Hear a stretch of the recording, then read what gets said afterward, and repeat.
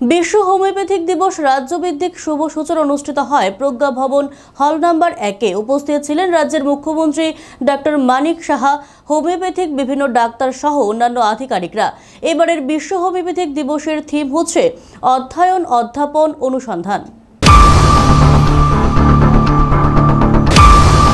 বৃহস্পতিবার বিশ্ব হোমিওপ্যাথিক দিবস উপলক্ষে মুখ্যমন্ত্রী ডক্টর মানিক সাহা বলেন, 1796 খ্রিস্টাব্দে ডক্টর স্যামুয়েল হানিমন হোমিওপ্যাথিক চিকিৎসা পরিষেবা শুরু করেন। 2014 সালে আয়ুষ দপ্তর গুণাগুণকে সবার সামনে তুলে ধরার জন্য প্রধানমন্ত্রী নরেন্দ্র মোদী আয়ুর্বেদিক, যোগা এগুলোর উপর জোর দিয়েছেন। এমনকি ত্রিপুরা সরকারও এসবের উপর জোর দিয়ে কাজ করছেন। বর্তমানে আমাদের ত্রিপুরাতে হোমিওপ্যাথিক চিকিৎসা পরিষেবার ক্ষেত্রে অনেকটা খামতি রয়েছে। হোমিওপ্যাথিক চিকিৎসা পরিষেবার প্রচার প্রসার আরও বেশি করে করা দরকার। কোনো সাকসেস স্টোরি থাকা দরকার। হোমিওপ্যাথিক ওষুধে পার্শ্ব প্রতিক্রিয়া কম থাকে। হোমিওপ্যাথিক প্রথম সুগার বিপি সেন্টার কলকাতাতে, পরবর্তী সময়ে সারা ভারতবর্ষে এই চিকিৎসা পরিষেবা ছড়িয়ে পড়েছে। বর্তমানে আমাদের ত্রিপুরাতেও একটি হোমিওপ্যাথিক মেডিকেল কলেজ স্থাপন করার জন্য বিনিয়োগকারীরা কথা দিয়েছেন।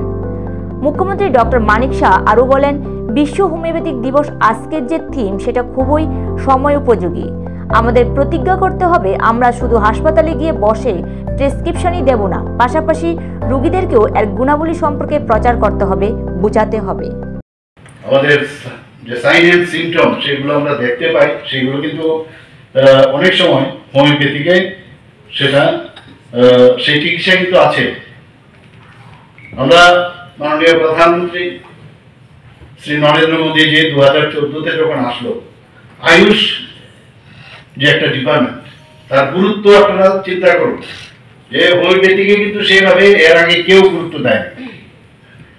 আয়ুষের মাধ্যমে হোমিওপ্যাথিক যে চিকিৎসা সেটাও কিন্তু এর ভিতরে নিয়ে আসে। আয়ুর্বেদা, যোগা, ইউনানি, সিদ্ধা এবং হোমিওপ্যাথি, 5টা যে আমাদের বিষয় আছে, সেটা এই ডিপার্টমেন্ট, এটা মিনিস্ট্রি মাননীয় প্রধানমন্ত্রীজির নেতৃত্বে সেটাকে শক্তিশালী করার জন্য অনেক চেষ্টা উনি করছেন। আমরাও রাজ্য সরকার আমরা সেইভাবে আমরা চেষ্টা করছি। এটা খুব ভালো। আমাদের যখন ডিএইচএস সাহেব বলছিলেন যে ইমিউন সিস্টেম, সেটা কিন্তু বাড়িয়ে দেওয়ার যে একটা সাইন, এবং আমরা জানি যে এখান থেকে বিভিন্ন যেসব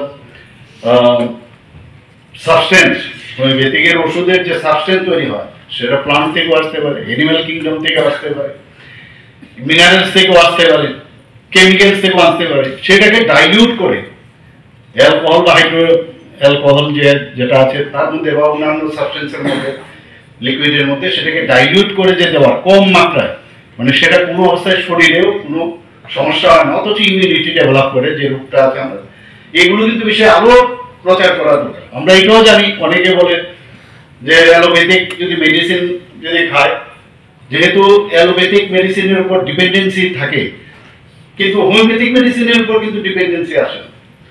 এবং হোমিওপ্যাথিক চিকিৎসার মধ্যে তার সাইড পার্শ্ব প্রতিক্রিয়া যেটা, সেটাও থাকে। তো এইরকম একটা সায়েন্স আমাদের কাছে অ্যাভেলেবল আছে। তো কেননা মানুষকে আরো বেশি মানে জানান দেওয়া, সেটা আমাদের করা উচিত।